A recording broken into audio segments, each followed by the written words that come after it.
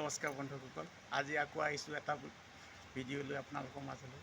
আজিকালি আমাৰ মানুহবোৰে আমি চবেই খালি পইচা পইচা পইচা পইচাই লাগে, সম্পত্তি লাগে, ডাঙৰ গাড়ী লাগে, ঘৰ লাগে, কিবা কিবি বহুত কিবা কি লাগে, লাক্সাৰিছ মানে এটা লাইফ ষ্টাইল লাগে। কিন্তু কি হ'ল, আপোনাৰ পইচা এগালমান হৈ, পইচা এগালমান লৈ থাকি কি কৰিব? একোতো কৰিব নোৱাৰে। নাই লগত লৈ যাব পাৰিব, নাই কিবা কৰিব পাৰিব, একো নাই।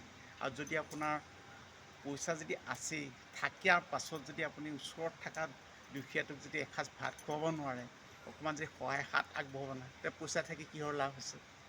আৰু আজি প্ৰায়বোৰ মানুহে খালী পইচাৰ পাছতেই দৌৰি আছে। পইচাৰ পাছতে খালী সম্পত্তি লাগে, পইচা কৰিব লাগে, কিবা কিবি কৰিব লাগে, মানে নিজৰ প্ৰপাৰ্টি বঢ়াব লাগে। এইবোৰ কৰি কি লাভ আছে বাৰু? আচলতে লাগে কি, মানুহৰ মানৱতা লাগে আৰু নিজৰ এই শৰীৰটো ভাল থাকিব লাগে। গম পাইছেনে? হয়নে নহয় বাৰু কওক? এইখিনি থাকিলেহে আমি কৰিব পাৰোঁ। আমি যদি এগালমান টকা পইচা থকাৰ পাছত যদি কাকো সহায় কৰিব নোৱাৰোঁ, বহুত ডাঙৰ ঘৰ এটা থকাৰ পাছত যদি মই ওচৰৰ দুখীয়া মানুহ এটাক আনি পেলাই ৰাখিব নোৱাৰোঁ, এসাঁজ ভাত খুৱাব নোৱাৰোঁ, সহায় হাত আগবঢ়াব নোৱাৰোঁ, তেনেহ'লে মোৰ পইচাগাল থকাৰ কি কামডাল থাকিল? একোতো কাম নাই। আজিকালি আমাৰ মানুহবোৰৰ কি হৈছে, খালী ধন অৰ্থৰ পাছত দৌৰিছে, নিজৰ মানৱতা জ্ঞান গৰিমা চব হেৰুৱাই পেলাইছে। খালী লোভ আকাংক্ষা আৰু নিজৰ আত্মকেন্দ্ৰিক বিচাৰ ধাৰণাই গোটেই খুলি খাই পাইছে। হয়নে নহয় বাৰু কওকচোন বন্ধুসকল?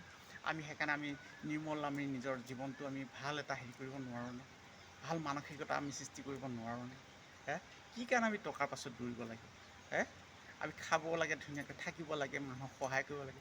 টকা পইচা লাগে মানুহক, কিন্তু নিজৰ মানৱতাটো চবতকৈ বেছি ডাঙৰ। হয়নে নহয়? আপোনালোকে এবাৰ বিচাৰ কৰকচোন। আহিছোঁ।